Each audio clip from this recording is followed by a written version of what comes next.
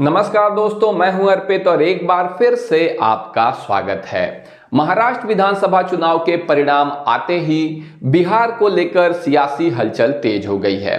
विशेषज्ञ लगातार ये कयास लगा रहे हैं कि महाराष्ट्र की तरह ही बिहार में चाचा और भतीजे के बीच सीधी लड़ाई में बाजी किसके हाथ लगेगी। अगर उपचुनाव की बात करें तो बिहार में 4 की चारों सीट एनडीए ने जीत ली है, लेकिन मुख्य चुनाव और उपचुनाव में बहुत अंतर होता है। इसी बीच बिहार विधानसभा चुनाव को लेकर महत्वपूर्ण ओपिनियन पोल भी आ गया है, जिसके बारे में हम आज इस वीडियो में बात करने जा रहे हैं। इसके अलावा आपकी जो भी राय हो वो हमें कमेंट सेक्शन में जरूर बताएं और आपको क्या लगता है, चुनाव बैलेट पेपर से होना चाहिए या फिर ईवीएम मशीन से, ये भी हमें जरूर बताइएगा।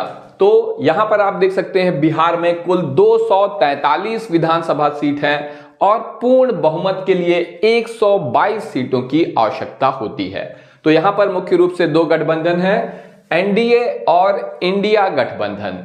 इसके अलावा कुछ अन्य राजनीतिक दल भी हैं। तो सबसे पहले हम बात करें अरवल की 2 विधानसभा सीटों की, तो इसमें से एक एनडीए के खाते में जा रही है और एक इंडिया गठबंधन के खाते में जा रही है। अन्य को कोई भी सीट नहीं मिलेगी। इसी तरह औरंगाबाद में 6 विधानसभा सीटें हैं, जिसमें से 2 एनडीए और 4 इंडिया गठबंधन के खाते में जा रही है।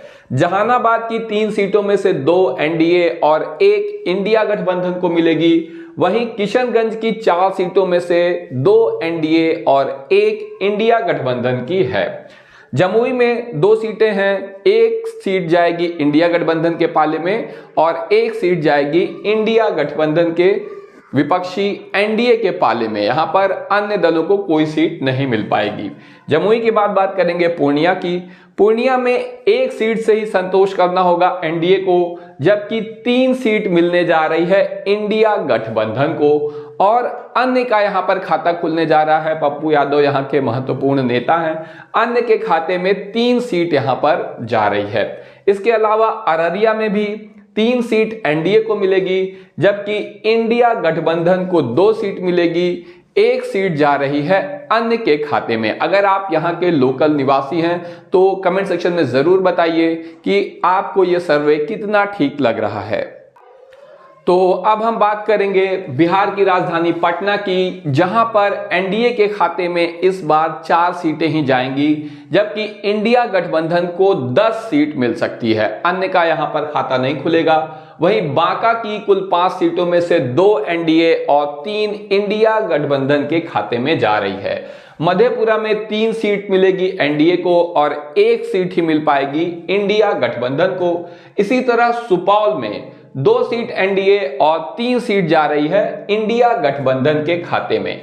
खगड़िया में 2 सीट मिलेगी एनडीए को और इंडिया गठबंधन को भी 2 सीट मिल जाएगी। यहां पर बहुत बराबरी की टक्कर है। जबकि चंपारण में एनडीए सिर्फ 3 सीट जीतेगा, जबकि 5 सीट के साथ इंडिया गठबंधन को यहां बढ़त है। 1 सीट अन्य के खाते में भी जा रही है।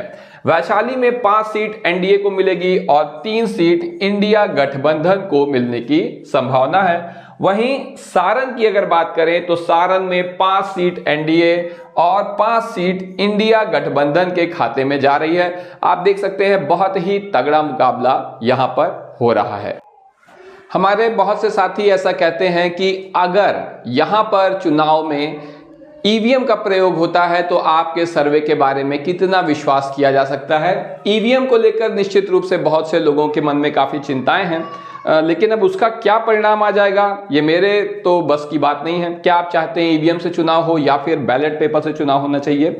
बेगूसराय में जो 7 सीटें हैं उसमें से 3 एनडीए के खाते में जाने वाली हैं और 3 यहां पर इंडिया गठबंधन के खाते में जाने वाली हैं।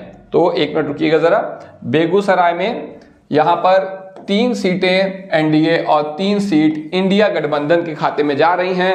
अन्य को 1 भी सीट यहां पर नहीं मिल पाएगी। इसी तरह सारण में 10 सीट है, 5 एनडीए के खाते में और 5 इंडिया गठबंधन के खाते में जा रही है। अन्य को कोई सीट नहीं मिलेगी। सारण के बारे में शायद हमने पहले भी एक बार बता दिया था, तो इसको जो है थोड़ा सा हमें मिटाना होगा। बेगूसराय के बाद है समस्तीपुर और यहाँ पर जो है 5-5 सीट, जैसा कि हमने आपको बताया था 5-5 सीट यहाँ पर इन दोनों ही पार्टियों को मिलने जा रही हैं। 5 सीट और 5 सीट, अन्य को कोई सीट यहाँ पर नहीं मिल पाएगी। इसके अलावा कटिहार में 3 सीट जा रही है एनडीए के खाते में और 4 सीट जा रही है इंडिया गठबंधन के खाते में। वहीं भागलपुर में 4 सीट एनडीए को और 3 सीट इंडिया गठबंधन को मिलेगी। तो आप देख सकते हैं बहुत ही जबरदस्त मुकाबला यहां पर चल रहा है। भागलपुर के बाद है पश्चिमी चंपारण, जहां पर 11 सीट है, इसमें से 7 एनडीए के खाते में और 5 इंडिया गठबंधन के खाते में जा रही है।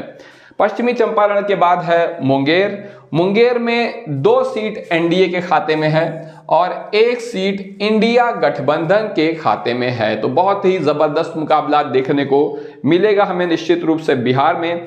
लखीमसराय में 1 भी सीट यहां पर नहीं मिल पाएगी एनडीए को और 2 सीट यहां पर जा रही है इंडिया गठबंधन के खाते में। वहीं नालंदा, जहां कुल 7 सीट है, इस बार यहां पर एनडीए को 3 सीटों से ही संतोष करना होगा और 4 सीट जा रही है इंडिया गठबंधन के खाते में। वहीं आखिरी इसमें जो सीट है वो है शेखुपुरा की सीट। शेखुपुरा में 2 सीटें हैं, 1-1 दोनों ही गठबंधनों के खाते में जा रही हैं।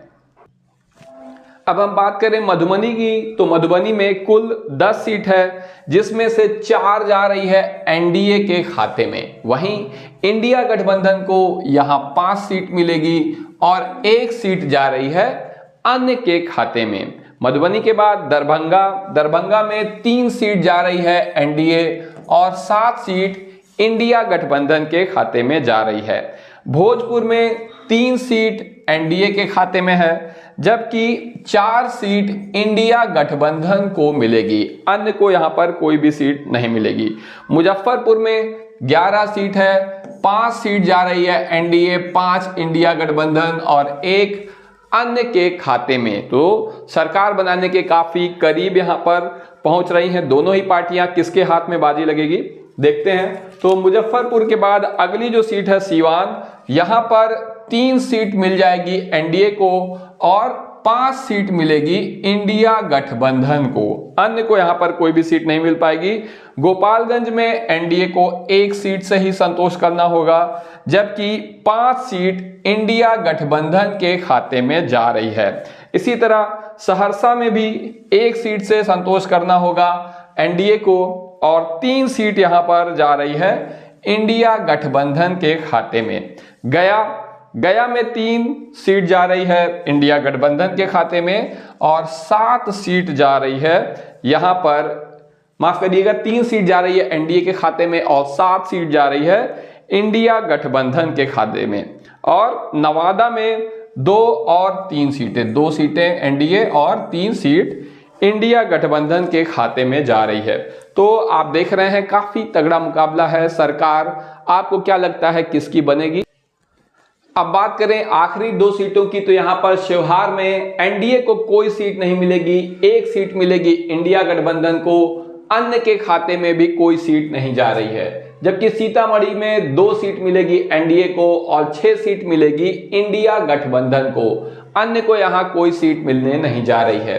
तो इस तरह से अगर पूरा जोड़ा जाए तो 243 सीटें जो बिहार में हैं, उनमें से 110 सीट जा रही है एनडीए के खाते में, 125 सीट जा रही है इंडिया गठबंधन के खाते में, वहीं अन्य के खाते में जा रही है 8 सीट। तो आप जानते हैं कि 243 में पूर्ण बहुमत के लिए 122 सीटों की जरूरत है और इस तरह से आज की डेट में अगर चुनाव होता है तो इंडिया गठबंधन को पूर्ण बहुमत मिलता दिखाई दे रहा है। लेकिन चुनाव में क्या होगा, अभी काफी समय बाकी है। बिहार में चुनाव होने हैं, निश्चित रूप से बहुत सी योजनाएं आएंगी जिसका जनता पर क्या प्रभाव पड़ेगा। कमेंट सेक्शन में जरूर बताएं आपको क्या लगता है क्या परिणाम आएगा। अभी के लिए बस इतना ही, धन्यवाद।